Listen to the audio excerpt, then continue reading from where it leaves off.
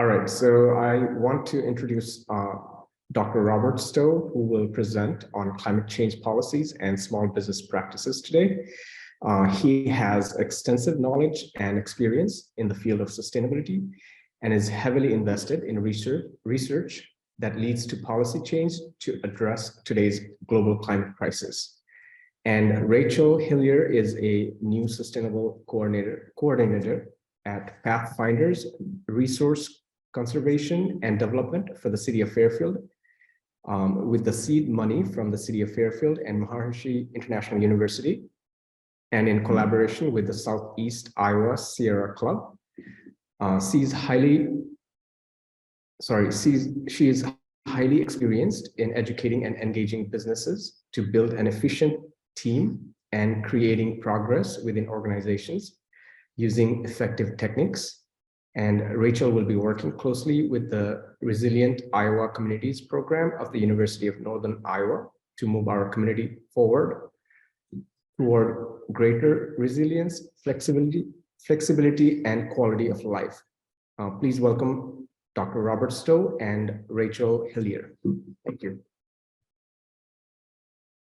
Thank you very much, Prashant. It's good to see you again. Thank you, Ayako and Taylor, for organizing this. And Rachel, it's good to meet you, and it's great to know you're here in Fairfield. I'm sure this will lead to great things.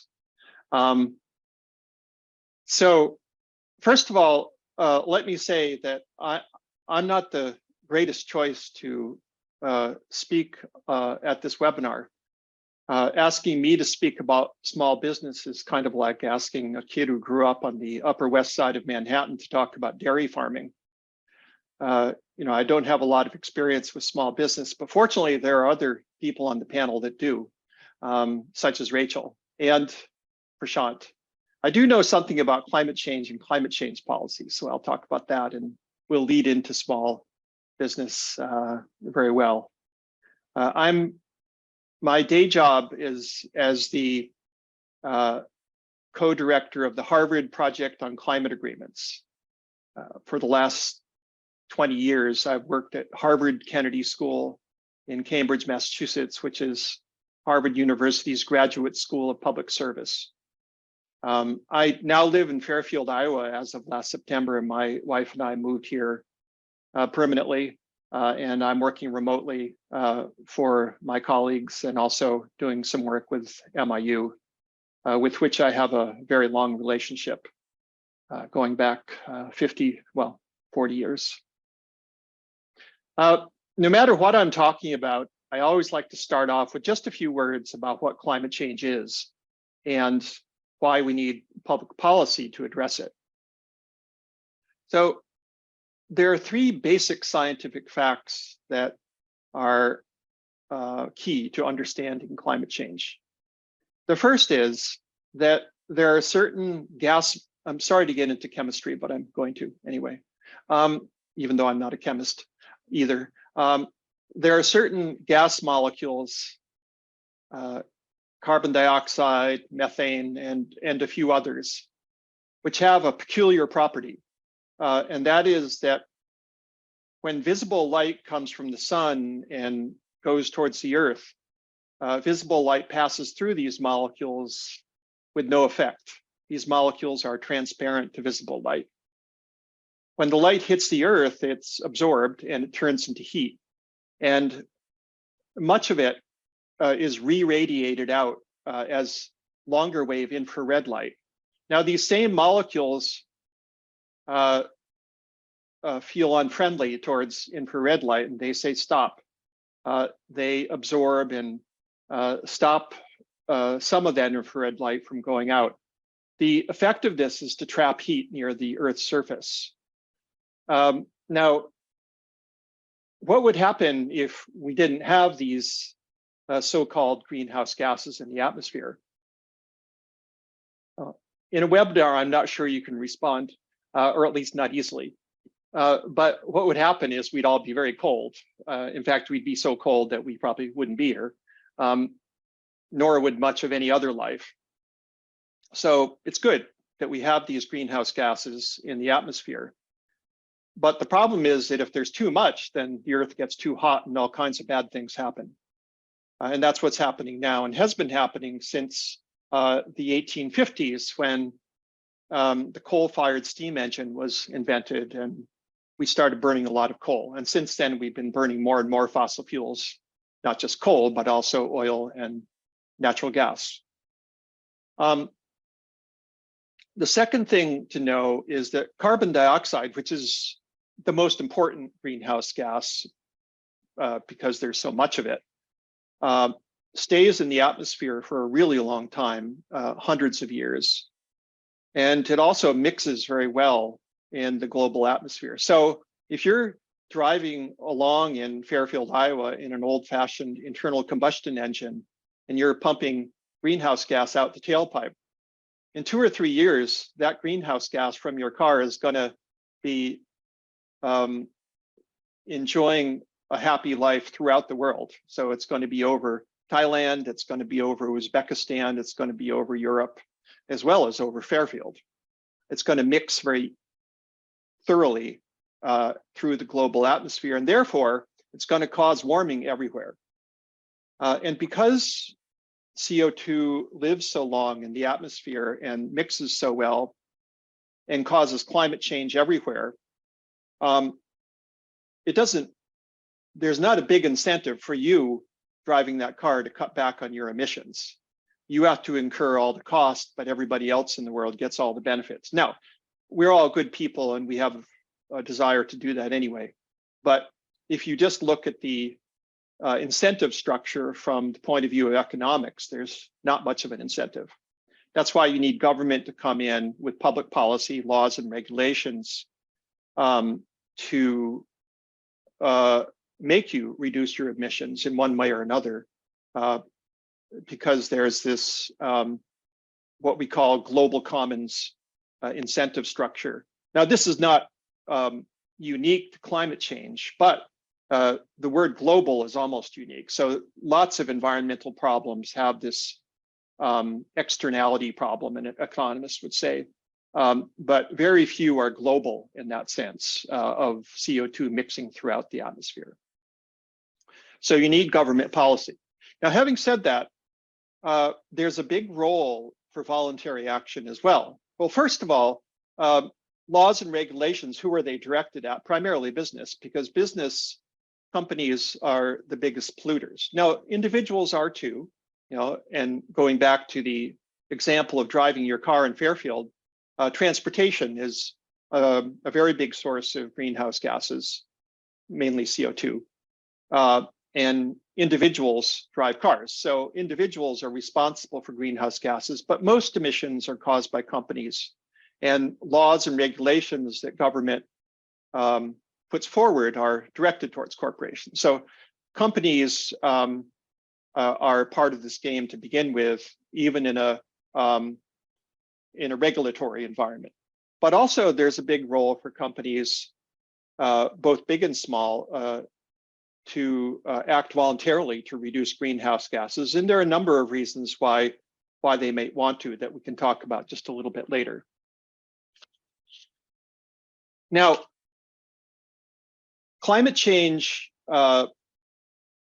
poses both risks and opportunities to businesses, both large and small. So just to look at the risks a little bit, an obvious risk of climate change is that the extreme weather and other damages that are caused by climate change can cause damage to your physical assets. So just to take an example, if you're a contractor and you have several vehicles, pickup trucks and other things, and you're living in the Midwest and there are more and more severe thunderstorms with hail, as we recently experienced, I know this is fresh in my mind, as I've been rushing to put my own car in the garage a number of times recently. You're going to have to take extra precautions to protect those vehicles and maybe build another garage, something like that. So there'll be a cost associated for you as a contractor facing more extreme weather. And more generally, your physical assets may be at risk if you're a larger company or an airport near the ocean and sea level is rising. That's a longer term issue than the thunderstorm with hail, but still very much an issue. Airports near at low levels near oceans everywhere are spending a lot of time and resources thinking about how they're going to protect themselves from rising sea levels and the storms that are associated with that. Another risk for businesses large and small are supply chain disruptions. And one example that comes to my mind is that of a small coffee roaster. And I'm very fond of small coffee roasters. So I want to make sure that they are doing okay. Coffee is grown in tropical regions, and tropical regions are affected by climate change more than temperate regions are. They're already hot for one thing, and when they get hotter, it can go over the edge in terms of livability for either plants or people. The whole coffee industry is thinking a lot about climate change, I can guarantee you. And already coffee plantations are moving up the hill, wherever, whether it's in Central America or Africa, to maintain the temperature that's ideal for coffee growing. But going back to the coffee roaster in Iowa City or Fairfield, if you have growers who are facing higher temperatures and other impacts of climate change, your price might go up or your supply might be disrupted. You're going to have to think about how to diversify, how to maintain your supply in the face of these challenges. That's going to take a lot of bandwidth on your part, but also possibly more money. Third type of risk for businesses large and small is reputational risk. Some big companies are accused of greenwashing when they do environmentally friendly things. And that may be true. A big company, or for that matter, a smaller company, may act in an environmentally responsible way because they want to look good. Well, and why do they want to look good? They want to look good to get more customers or retain the customers they already have. It depends on what kind of customers they have. If they have customers that are environmentally aware and environmentally forward-looking, then that company may well want to look good, but it has to do something. Now, the bad kind of greenwashing is when you say you're doing something and you really aren't. I think there aren't too many companies in that category. The more common situation is that you have a company that's doing something and is more interested in the communication about it than what it's doing. But that's not necessarily a bad thing, because companies large and small are facing reputational risk, again, depending on their market. If they don't do anything, they're liable to lose customers. So for example, a medium-sized company that's manufacturing packaging material,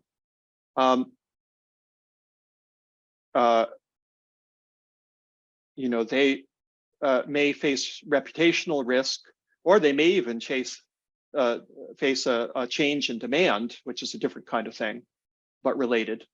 If they don't start converting their manufacturing to make packaging out of materials that are more easily recyclable. That's both to meet their market and to maintain their reputation. There are other risks as well. I won't go through. I would say, though, that if you're a small company or a big company, because of this rather long list of risks posed by climate change, you're likely to need more insurance. Insurance is a way to manage risk. And by the way, insurance is not an investment. What's the best return on investment for insurance? What percentage? 0. You want a 0% return on your investment in insurance and your premiums, because you'd rather something not happen. But if it does happen, that's why you buy the insurance in case something does happen. And all of these risks mean that small and large businesses are going to have to buy more insurance for these various reasons. And by the way, I keep looking at my clock on the corner of my computer screen. By the way,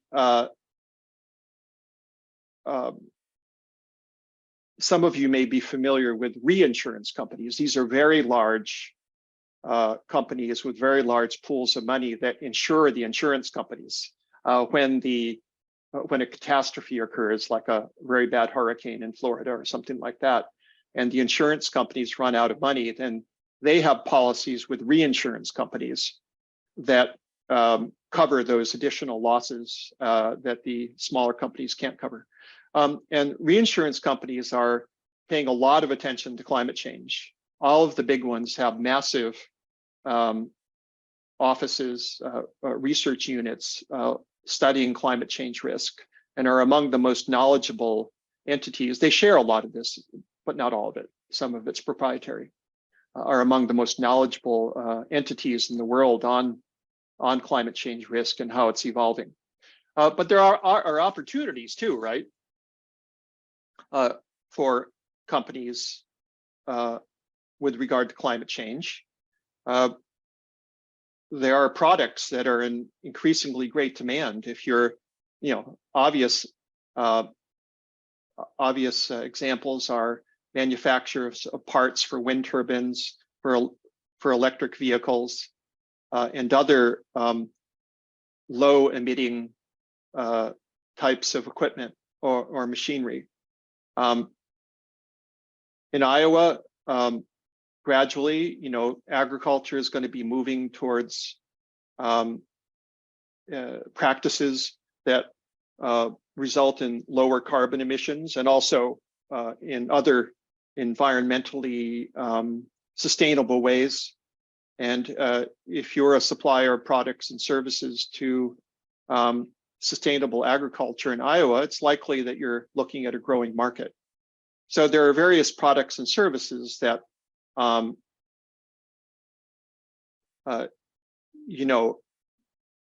may be accessible to you that are opportunities presented by climate change.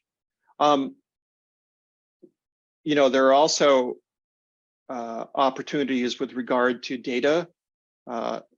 Suppliers of climate data are in great demand right now, and there are other opportunities as well. Back to reputation, in the same way that a company might try to enhance its environmental reputation to maintain its customer base, to maintain its market. This is not only a hedge against risk, it's also an opportunity. So, a company like Eastern Mountain Sports is a great example, or even better, REI, which makes outdoor equipment. And I don't think could be considered a small company. It's a pretty big company now, but it started out small. And it, built its brand and its market largely on its deserved reputation, in this case, for sustainable practices. So there are risks and opportunities that business faces because of climate change. But ultimately, if we are going to solve this massive global problem, we need to take action. And businesses have to take the lead. Now, a small company, like an individual, has small emissions. So if all you do is cut your emissions, then quantitatively, that's not going to make a difference, much of a difference in the world. But that doesn't mean you shouldn't do it, right?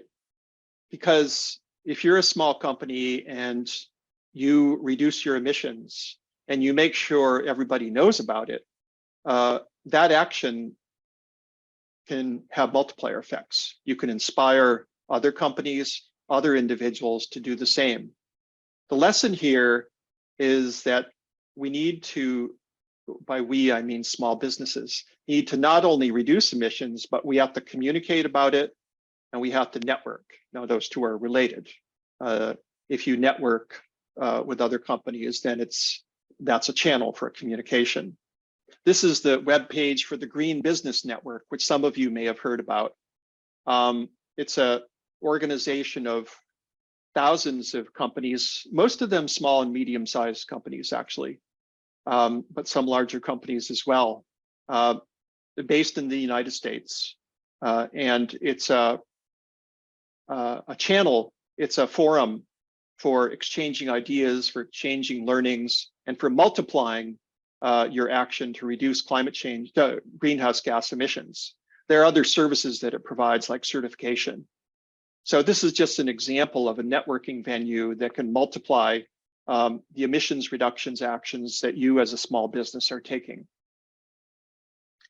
Another thing you can do is, start to assess and manage the risk that's posed by climate change and start to protect yourself against that risk. You can also learn, maybe gradually, because this is a complicated endeavor, how to measure and report your emissions. And for this, I want to show an example of another organization slash set of techniques, the Greenhouse Gas Protocol. This is becoming a universal standard for companies, not only companies, but also cities and other government jurisdictions to measure their greenhouse gas emissions. And the Greenhouse Gas Protocol has made efforts to customize its standards and techniques for small businesses in the last few years. Another organization is CDP, used to be called the Corporate Disclosure Project, but now they just go by its initials for some reason. This is based in the UK. It's a channel by which companies report their emissions. And again, CDP, starting in late 2021, has started a kind of sub-initiative to customize its reporting mechanisms for small and medium-sized businesses. I'll try to post these links on the MIU webinar webpage after this is over, for those, so that those who are interested can find it. Okay, I'm going to stop sharing. And I'm almost done. I did want to mention just lastly with regard to measuring and reporting. So you don't know really what you need to do until you know what you're doing now. And by doing, I mean how much you're emitting. So measuring is really key to this, although again, it's hard. And for a small company, you may not have the resources to do it precisely, but you can start to at least think about it. And one way to think about it is through the kind of framework of scope 1, 2, and 3 emissions. So this is pretty universal in the business world, and CDP actually came up with it, I believe. But scope 1 emissions are the emissions from your own operations. Scope 2 emissions are the emissions resulting from the generation of the electricity that you use. And scope 3 emissions are the emissions associated with your supply chain, going all the way back to raw materials and go all the way down to your end customer. And that's very complicated to measure, and you don't want to start with that. So just in conclusion, we all as small business people, or those who are at least thinking about it, want to take advantage of the opportunities posed by climate change. We want to protect ourselves against the risks, and we want to take action, but also multiply that action through communication and networking. So those are my thoughts for today. Awesome. So someone has a question for you. It's Okay. about carbon offsetting. So his question is, what do you think of carbon credits and companies buying carbon credits to balance their carbon emissions? Is there a better solution? It's a good question, and it has a complex answer. The better solution is that the company reduces its own emissions. That's the short answer. That doesn't mean that offset credits don't have a role to play, but the quality of the offset credits is very important. And ensuring quality of offset credits means that the emissions reductions that they represent are long-lasting and real. So that's my short answer to that. And whoever that is, I can talk more offline if you want. Prashant, actually, I would like to. I personally would like to hear from Rachel. Rachel's thoughts on the subject, if I may ask her to do so. Yep. Yeah. Yes. Okay. Thank you. I was thinking a lot about we think about emissions and cutting emissions, and one of the reasons we're kind of using the word resilience is because we're really looking at moving away from a very centralized economy, where we have mega companies that gobble up every other company around them, and they're basically controlling the marketplace, and then you have a lot of small businesses in the fringe trying to basically meet local needs, and that's kind of evolved over the last 20 years or so. And when you really look at cutting your carbon footprint or reducing emissions, what you're really talking about is creating more efficiency. So the shorter distance you have to travel in your supply chain, the emissions are cut the same. More distributed your power is, as in putting in renewable energy, or basically keeping your energy use within a community, the better. Small policies like demand charges from the utility companies really change the behavior very quickly for manufacturers. And then, of course, the price of solar becoming affordable has also made a big difference. And really, when you're looking at business, it's all about the economy. Does it make more economic sense for that business to, quote, make the right decision or not? And right now in Fairfield, we have most of the manufacturers, not all, are either have solar or getting solar. They're basically organizing with each other right now, in the process of organizing with each other to make sure when they turn on their machines that draw a lot of power, that they're able to coordinate that and not put too much load on the grid. They have solar. They have some companies are looking at batteries to reduce their demand charges. If they feel good about it, but it also is making financial sense. The other thing about the manufacturers in town, they all really cooperate quite a lot and actually create their own little miniature supply chains as much as they can, and they buy from each other. And they also are dedicated to their community, and basically making this the best place anyone would want to live. And the other thing I think that's really exciting, when we're talking about resilience, what we're really talking about is that, whatever climate change mitigation is kind of over. We're in it. We're in climate change. We're in a very rapidly shifting world and economy. And when we look at the strengths of a place like Fairfield, we have a very diverse economy here. We have a lot of small businesses. We have a lot of manufacturers here. And we really do have a very stable business base here. And they're all, I would say, I haven't really met anybody who is not interested in creating more efficiency, because more efficiency is good for the bottom line. And when you basically can figure out ways that the community can work together to enhance those kinds of efficiencies, then you're basically going to reduce, carbon dioxide as a extra benefit by keeping your eye on distributed systems and supply chains.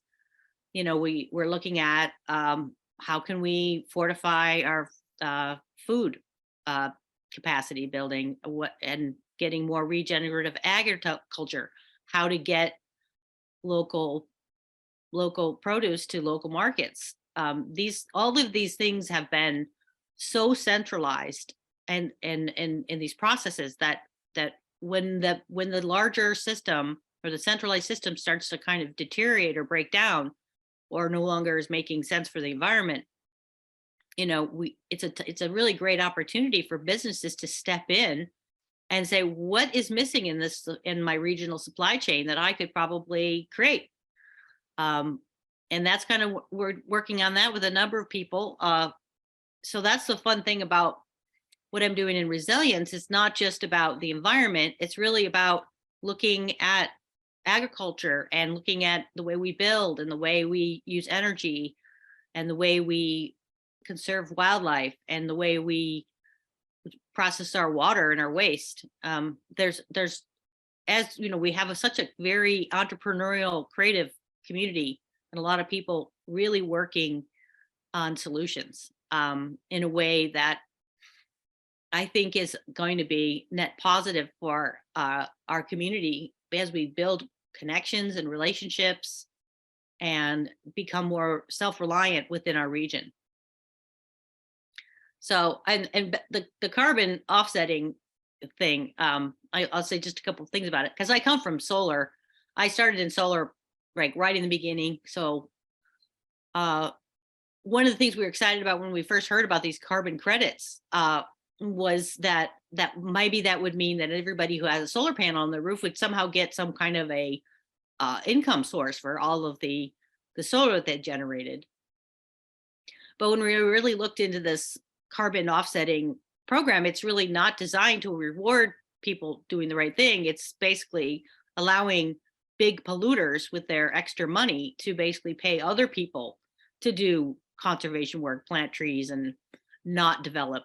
And so it's and because it's so centralized, the more centralized something is, the more disconnected it is from human relationships with the planet.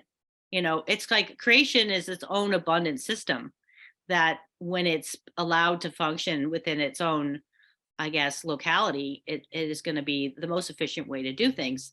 But when we superimpose some kind of centralized, we have to have one utility company giving us all power, or as it's probably easier to look at it the way the telephone industry was, that we had 3 big telephone companies that were broken up, or one big broken up company, and then we have cell phones now, so we don't all need to be wired into some central operator to talk to each other. And as technology improves, we're going to become more and more distributed in our systems that we can create. And then when we get into a smaller, more manageable system, it's going to become more dependent on connections and relationships.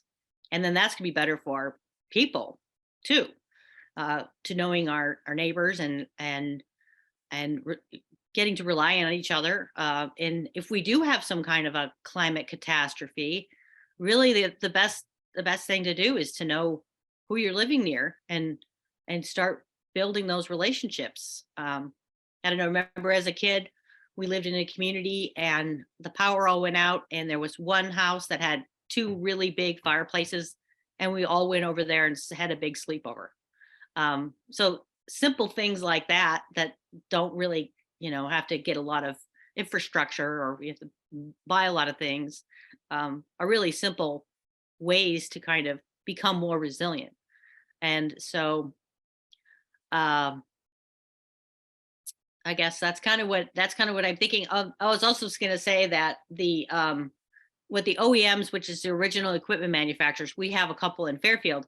They're basically getting instructions from their larger the brands that they basically make parts for, like Honda, for example, is requiring a lot of the manufacturers and suppliers to basically create more efficiencies. And like we have like a company here called Agriplastics, and they actually recycle their plastic like I think 10 times. So what they end up basically putting in the trash is just little bits of powder, which they're also looking for another use for. So that's the kind of thinking that happens in Fairfield. And one of the things that we should all really think about is, what is the value of everything I use and everything I throw away? Is there another use for it? Am I buying something that's going to break soon? I mean, so it's kind of like, is it durable? Is it compostable? And is it, any burnable? Can you burn it in your stove? And so those are the kinds of things too we're looking at. Food waste, for example, if we're taking like human grade food and throwing it in the landfill and creating methane, when we could maybe be creating plant food and fertilizer from it, or animal feed, or there's all kinds of things that we may be able to be using out of how we live. There's a thing called terra preta. I don't know if anyone's ever heard of it, but they discovered it in South America, and there were civilizations down there that would layer their own trash. So waste of, animal waste, human waste, food, pottery, char, that they would burn it, and then they bury it again because they didn't have time to wait for it to go out. And they created these layers and layers of really, really rich soil. And I think that one of the things is that when we look at that, if you take like plastics or packaging out of what we actually throw away, we really don't, most of it can be utilized again and put back into the earth. I saw somebody's question is like, we are the compost facility thing, we're actually working on that. So if you want to help, please email me. My email is at Rachel, RACHEL @pathfindersrcd.org.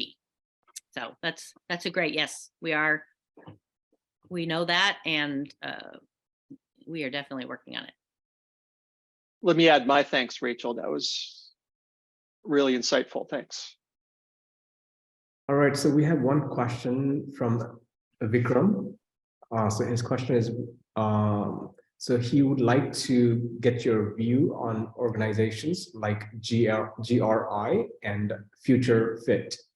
I don't know about ESG generally, so it's perhaps parallel to the greenhouse gas protocol that I was talking about, which is a standard set of protocols really for measuring and reporting, measuring your emissions. And it is important to have such protocols, and I'm sure the same is true for ESG reporting, because not every company can figure it out on their own, number one.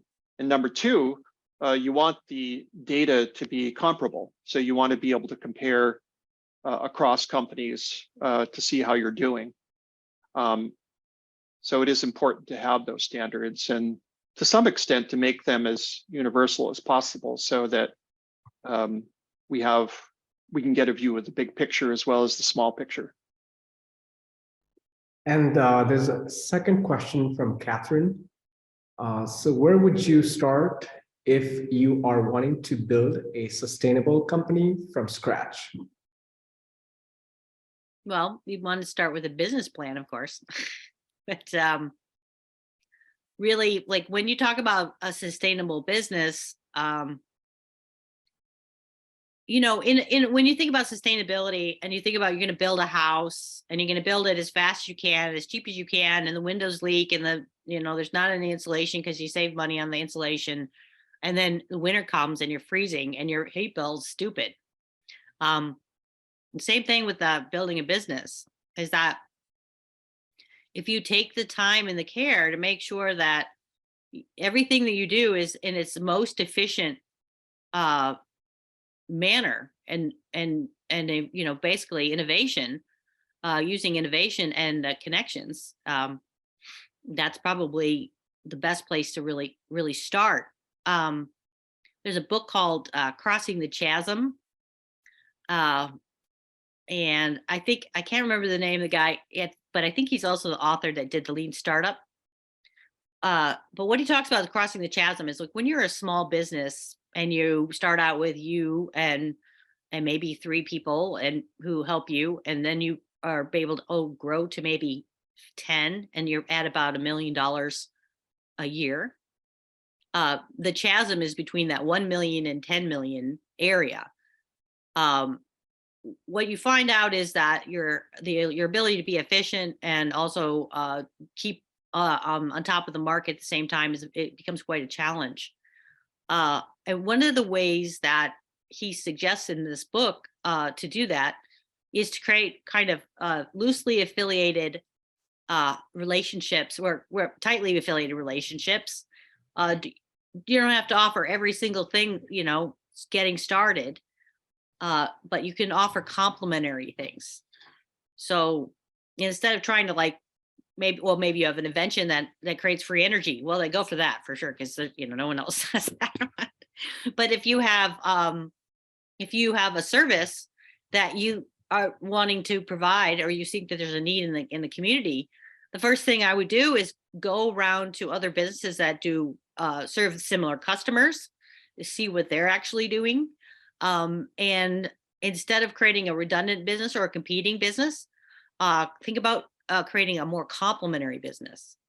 So for example, if I'm an arborist and I chop trees down, I would like to get to know people who can grind the stump, who can mill the lumber, who want to make wood chips, if they already exist. Now, if they don't, you have to basically start thinking about what is it exactly that you're most passionate about in your small business, and then really do that well while trying to create other partnerships. And that's really how you naturally create these kinds of interconnected webs that basically can help and support each other as you grow through those kind of troubling times. A lot of things that people are starting to think about more too is job sharing. A small company may not be able to afford a marketing department, but needs marketing to get really started and get their name out there, but they can't really employ them full time. And there's a lot of online services for that kind of thing now too, but also having somebody really know your business and know your audience is really important. And it's not really something you can outsource to a stranger. So thinking about some of the things that all businesses are going to need, and basically figure out a way to share those, services, and also employ somebody full time and be able to get a higher quality specialist in that way. Because all small businesses wear many hats. So if you're going to start a business, everybody has to know how to do everything a little bit. And then as you grow, you have to start bringing in the specialist group, and they're just going to do one single thing. And you need to create enough work for them to have, support a family, move to Fairfield, and, help grow our community. So it's all kind of interconnected. So when you're really thinking about, oh, I'm going to start making, glitter barrettes, great. You think there's a great market for glitter barrettes, but who wears glitter barrettes? So the people who do the roller skating rinks, do they like to, do that together? So getting to know the other businesses that are already here, and in a non-competitive way, but in a cooperative way, is, I think, the best way to start a business these days. One of the things is that we do enjoy having Amazon deliver everything to our doorstep. And that may or may not continue. But the idea is kind of reconnecting to our local markets, and kind of creating the opportunities we want to see here. If you go to Lunchbox, for example, or the Broth Lab, they're motivated by basically creating the kind of big town restaurant selection and food quality in a small town. So if we're thinking that way, we're going to increase our resilience and our economy and our happiness index, right? Because we're going to be all knowing each other. We have the state-of-the-art community center here. That was all started by volunteers moving forward. And, Fairfield is an original place with we have very much of an international reach. We have diversity in our economy and in our arts and culture. And then the people who live here are from all over the place. And we're really, blessed to have such a selection of talent and ideas and cooperation and open-heartedness. It's really, really wonderful. So I think if you want to start a small sustainable business, go for it. All right, thank you, Rachel. And I could add to that a little bit really quick. So I would say like go out in the real world and start doing the work instead of forming the company, and try to assist companies that are already doing the similar work. And I think there is immense opportunity in the field of sustainability, but you have to be willing to get your hands dirty and gain a lot of experience and do a lot of networking. And so we have one last question from Dr. Boxerman. And the question is there a list of local organizations in Fairfield who are working together for local networking and resilience in food and other areas? Yes, I am actually just starting. I'm putting together this a small committee of people from Fairfield who have from very different categories. So across the, I don't know what you'd call it, like they're every category that basically exists in a city. So we've got buildings and energy and land use and food, and we're all working together on how our projects are intersecting. And one of our categories is called enterprise solutions, because the reality is when you live in a small town and you have a small tax base, you're not going to have a super active government like you would find in Minneapolis, who, they have to manage like, hundreds of thousands of people, and it's really not efficient for them to, or for small little groups of people to try to organize themselves. But they also have a huge tax base that goes with it, and they can hire a sustainability department, and they can hire people to do outreach and education and pass laws, and basically try to guide their populations into doing, quote, the right thing. But in Fairfield, we're just never really going to get to the point we're gonna be able to afford a huge government staff. And because of the kind of the history of how Fairfield has gone so far, it has a very good relationship with community activists, have a good relationship with the city, and our current council is very open to citizens participating or attending meetings, and find out what the city is working on. And then also the committee I put together, which is not part of the government at all, it's a private committee, but that doesn't mean it's secret. It just means it's non-public. It's called the Resilient Action Committee, and we're just meeting together. So in each category, we just come together to tell people who are already working in certain fields of like health and wellness, or like enterprise solutions. We're getting together to say, here's what's going on in my sector, here's what's going on in my sector, and we kind of having conversations about what we could do to move forward. And we're like looking into the future to see like what would we like Fairfield to look like in 10 years. And then we're going to backwards plan and what we could start working on today. And so my point about having a whole committee called Enterprise Solutions is that when we're really looking at, well, we should have a composting facility, or we should be doing all these things, the government or the city doesn't really have the funds to like put a huge investment in that kind of a startup operations. But a number of small businesses may be able to work on something like that. But what the benefit of that is that if we get something started, it would be sustainable, because businesses aren't going to invest their money and their time into something that needs a grant and every year to stay going. So I'm trying to coordinate between whatever the city is wanting to do, if there's grants available, what other organizations would be interested in what we're talking about, who's the expert that we need to know. And instead of basically, one of the things that Fairfield kind of fell into mostly during the pandemic was kind of this siloed work, and doing really good projects and really working on their mission. And so the idea of this committee is to kind of take a step back from the daily grind of getting it done, and kind of address more root causes for some of the situations that we may be facing, looking at trends in homelessness or food insecurity. How safe are we, like, against weather events or other kinds of disruptions, so that we can talk to the right people who are doing the work and make sure that we're collaborating. And that's kind of what I'm working on. Awesome. Well, thank you, Rachel. And so we have one last question from Gary, and this is for Dr. Stowe. Why can't all climate data be public? Wouldn't it be better if all businesses had free access to such data? And in other words, how are privatized climate services companies actually helpful?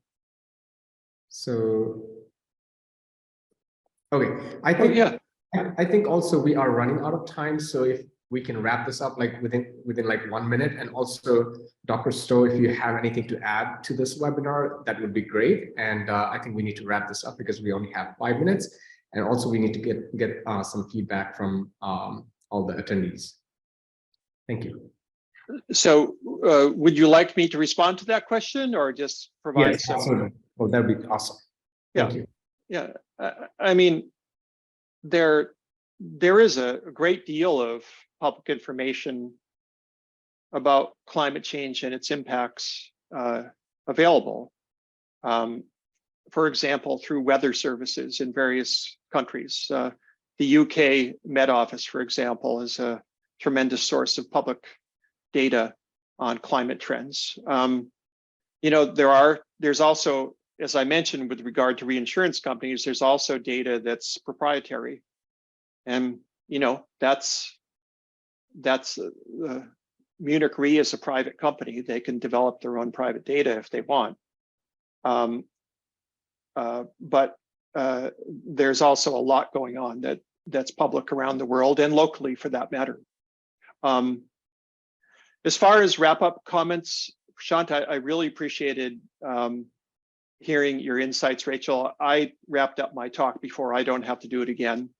But it was really interesting looking at the comments in chat as well. I wish we had more time, and feel free to get in touch with me. I should put my own email address, I suppose, into the chat, which I'll do now.